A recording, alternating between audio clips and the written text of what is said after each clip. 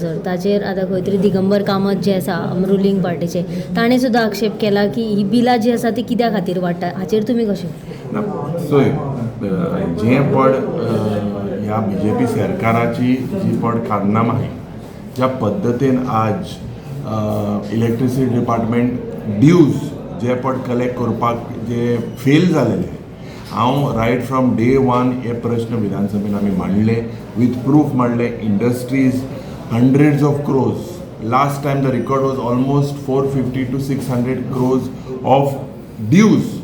आता एच ड्यूज जरी तो रिकवर केले जाल्यार लोकांची आनी बार कित्याक why do you need to increase the rates और the tariffs you have to do is recover these dues from industries, from people. There are several people who have been, they are not department, electricity department itself, there were crores of rupees pending.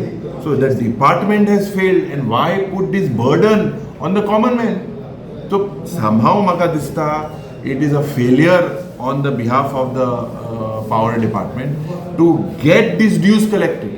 Right from day one, assembly, first it was about 200, by charging that was up to 600 crores.